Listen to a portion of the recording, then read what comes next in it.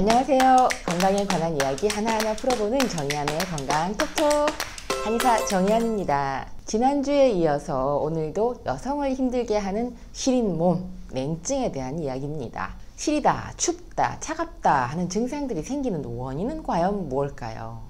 그리고 어떤 사람한테 잘 생길까요? 몸이 냉하면 어떤 질병에 취약할까요? 자, 이런 이야기입니다. 자, 시작할까요?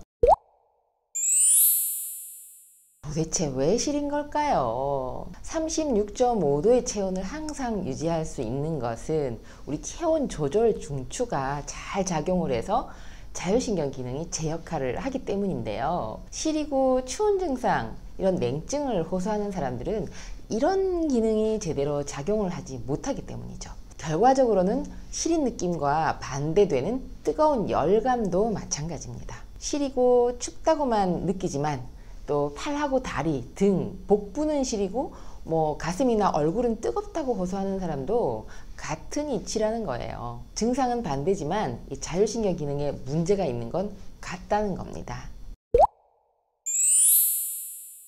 자, 도대체 왜 시린 걸까 하는 이야기 이제 하나하나 풀어보겠는데요. 우리가 사춘기, 출산 후, 갱년기 이럴 때 호르몬이 바뀌잖아요. 자, 그것이 이제 원인인데요. 우리가 이제 생명 유지에 필요한 체온, 수면, 땀, 호흡 같은 이런 모든 활동은 자율신경 기능이 원활할 때 정상적으로 유지가 됩니다. 그런데 이 자율신경 중에서 교감신경이 과항진되면 온도뿐 아니라 모든 감각에 예민해질 수밖에 없습니다. 이 예민한 것이 문제가 아니고요. 이 예민해질 수밖에 없는 몸 상태가 되어 있다는 거죠. 그래서 시리고 추운 감각만 예민한 것이 아니고요. 감정적으로도 날이 서 있고요. 또 우울하고 불안하고 긴장되고 잠도 못 자는 이런 증상들을 함께 호소하는 경우가 많습니다. 특히 시린 몸을 호소하는 여성의 경우는요. 생리 전과 후에 감정 기복도 심해지고요. 또 시리고 추운 느낌이 더 심해지기도 하고 출산 전후에도 마찬가지로 이 시린 증상이 심해지기도 합니다. 그리고 또 완경 이후에도 마찬가지고요. 그래서 호르몬 균형이 깨지기 쉬운 사춘기, 출산 후, 50대 전후 여성이 이 냉증에 취약합니다.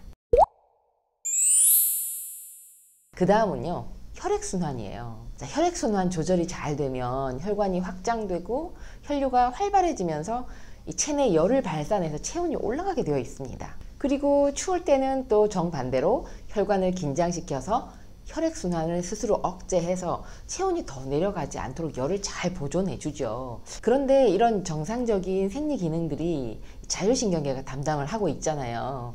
자율신경계에 문제가 생기면 이 혈액순환 조절이 안 돼서 체온이 잘 올라가지 않거나 또 국소적으로만 순환장애가 생기게 되고 그래서 국소 부위에 시린 느낌이나 냉증이 생깁니다.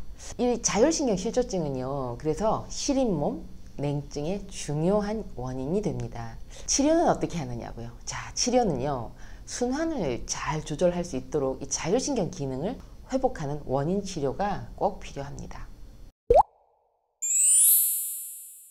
또 그 다음 원인으로는요, 소화 기능이 있는데요.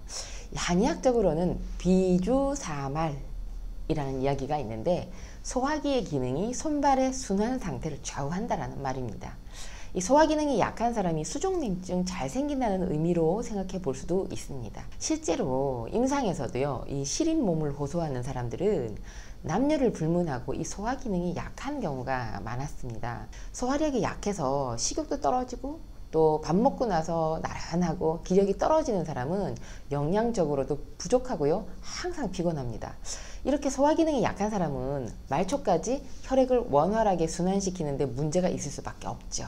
그래서 이 한의학에서는 시린몸 증상을 치료를 할 때 인체 대사 순환을 돕고 위장 기능의 회복을 돕는 한약과 약침으로 치료를 합니다. 이 위장 기능이 회복돼서 소화기가 따뜻해지고 또 편안해지면 혈액순환이 좋아지고요. 기력 회복도 막 빨라지고 체온이 올라가서 시린 증상이 없어지는 원리입니다. 그 다음 원인은요, 스트레스예요. 이 스트레스 받으면 교감신경이 막 항진되고 혈관이 수축되고 근육이 경직되면서 혈액순환에 장애가 생깁니다.